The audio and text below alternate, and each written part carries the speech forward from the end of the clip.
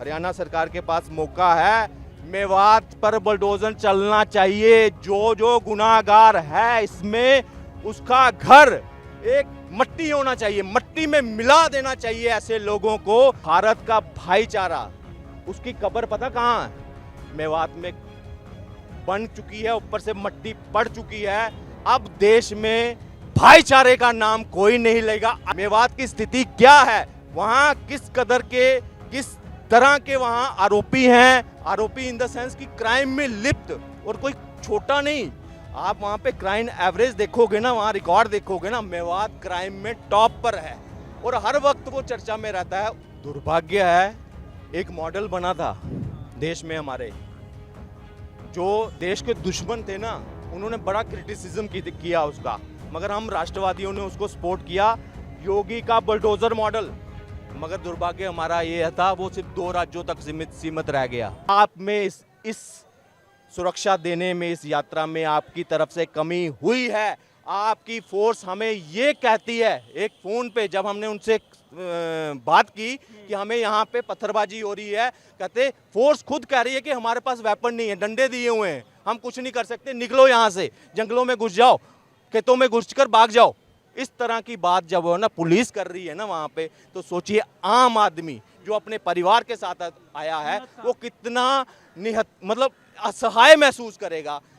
वही हालत हुई, महिलाएं हमारी मंदिरों में फंसी थी, वहां पे पूरा मंदिर के आसपास जंगल के घेर कर गोलियां चलाई जा रही हैं। टॉप पे जैसे पहाड़ी ऊपर थी, वहां से गोलियां आ रही हैं, कई लोगों को, वहां लड़कों को गोलियां लगी हैं, महिलाओं को वहां गोली लगी थी वहां पे, और वो डर के मारे। एक शब्द बताता हूँ, एक महिलाओं के साथ जब हम वहाँ टच में थे कि आप चिंता ना करिए, उनकी क्या थी, कहती मरने से डर नहीं लगता, मगर इन जिहादियों के हाथ में अगर हम लग गए, हमारी अस्मिता का क्या होगा। हमें उससे, उसका डर है। मरने के लिए, यहाँ तो जोहर करने के लिए भी हमारे पास कोई विकल्प नहीं है कि हम मर जाएं, अपने आप को ख़त्म कर दे। इस तरह से वो 2 घंटे जो रहे ना वहाँ पे, वो उनके लिए एक तरह का पूरा, मैं क्या कहता हूँ, एक आप कल्पना नहीं कर सकते उस दृश्य का कि किस हालात से वो महिलाएं गुजरी हैं, बच्चे गुजरे हैं, और कई ऐसे लोग आसपास, पूरा मुस्लिम एरिया एक मिनी पाकिस्तान बन चुका है। और मैं एक और बात कहता हूं, डंके की चोट पे कहूंगा, भारत का जो कहते हैं ना भाईचारा, उसकी कब्र ना, गंगा जमुनी तहजीब की बात करते हैं। मैं पहले बात कंप्लीट है। भारत का भाईचारा, उसकी कब्र पता कहाँ है? मेवात में बन चुकी है, ऊपर से मट्टी पड़ चुकी है। अब देश में भाईचारे का नाम कोई नहीं लेगा। अगर 6 महीने के बच्चे से लेकर 1.5 साल के बच्चे तक अगर पत्थरबाजी उसके ऊपर की जा सकती है, हाथ जोड़ कर, जो घर वाले कहते हैं इसमें बच्चा है नहीं मारिए, तब भी वहां पत्थरबाजी की जाती है, लोग भगाकर अपनी गाड़ियां, किस तरह से उन्होंने जान बचाई है ना, तो भाईचारा उस दिन खत्म हो चुका है। ये मेवात में घट गया, उसकी कब्र बन गई वहां पे। आज हिंदुओं के लिए अब भाईचारा नहीं, कोई भाईचारे की बात करेगी तो उससे बात ही नहीं सुनो उसकी। इस तरह के हालात आ चुके हैं, क्योंकि देखिए हम शांति प्रिय लोग हैं। अगर हमें किसी ने जिस तरह से वहां पे आरोप लगाते, मोनू मनसर, अरे कारण हुआ आरोप आदमी और लाखों की जनता, आप उसके लिए लाखों की जनता के ऊपर आप पत्थरबाजी करोगे, उनको मारोगे, उनके ऊपर गोलियां चलाओगे आप? अरे वो तो आया ही नहीं।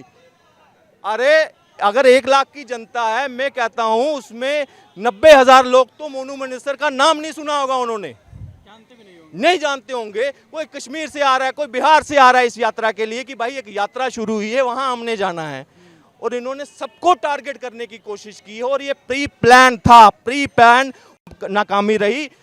आप इंश्योरेंस लेते हैं या कहीं पे जाते हैं और पैसे देकर जा रहे हैं, हम वैसे टैक्स देते हैं, अगर वहां पे आपको पूरी इजाजत मिलती है, और फिर आपके साथ किसी, यही चीज अगर किसी प्राइवेट कंपनी में अगर कोई सर्विस की बात करूं, तो आप वहां क्लेम करते उस कंपनी के कि मैंने आपसे ये सर्विस ली थी, मुझे ये गलत चीज मिली, मेरे साथ मुझे सर्विस अच्छी नहीं मिली, आप उसके ऊपर मानहानि का केस करते थे। मगर बताइए हम इस सरकार के ऊपर क्या मानहानि का केस करें? क्या जिसकी जानें गई हैं, क्या करेगी सरकार उनके लिए, उनके परिवारों के लिए? वो तो सही आंकड़ा तक देने के लिए तैयार नहीं है। यहाँ खट्टर सरकार की नाकामी है।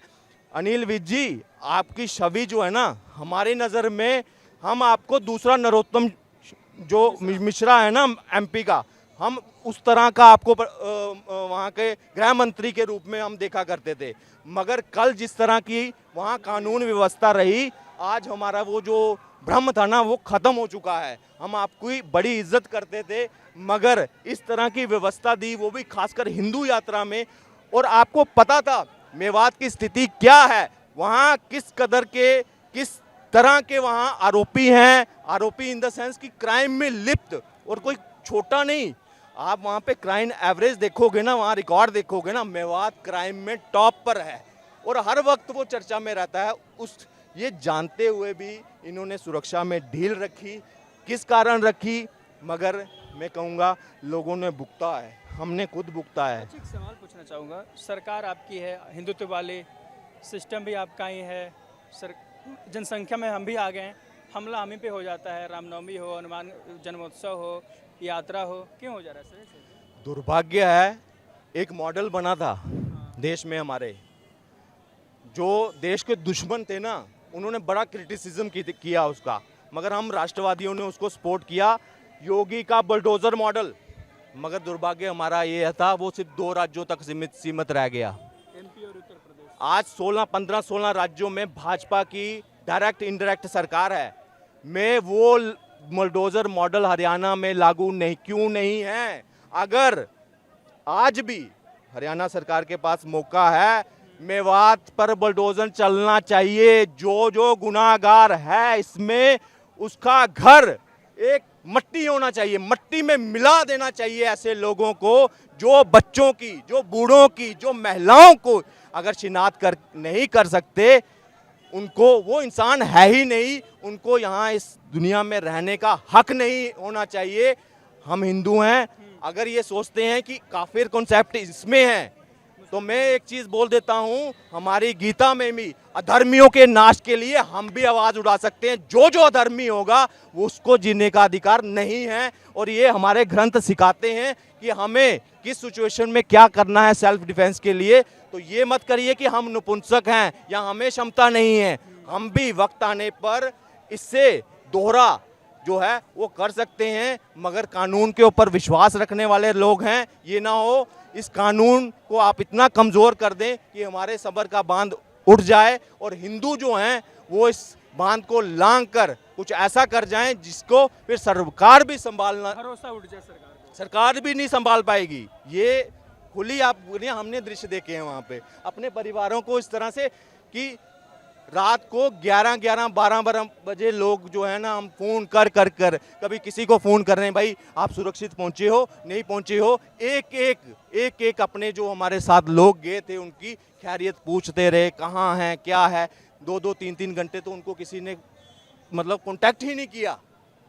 बसों के लिए कैसे व्यवस्था करनी है क्या है, हमने वहाँ के एसएसपी को फ़ोन करने की कोशिश की, फ़ोन स्विच ऑफ था वहाँ पे। एसीपी का उनसे मुझे बाद में ये खबर आई थी कि वहाँ के एसएसपी छुट्टी पे थे, और फिर वो पलवल वाले एसपी जो हैं उन्होंने पूरा टेक ओवर किया इसको पूरा, और फिर संभालने की कोशिश की, लेकिन कमी रही। उसी की वजह से हिंदू जूझे वहाँ पे, कईयों ने जान भी गंवाई है। अब यही एक बार फिर दोहराऊंगा, असली आंकड़ा ज़रूर दें, कितने लोगों ने जान इसमें गंवाई है, और उनके परिवार को सहयोग भी करें। अगर किसी ने अपना बेटा खोया है या परिवार का सदस्य खोया है, तो उसके लिए सरकार जो है नौकरी का इंतज़ाम, और उसको ज़रूर, क्योंकि ये आपकी कमी है, आपकी कमी की वजह से उसकी जान गई है बीजेपी की।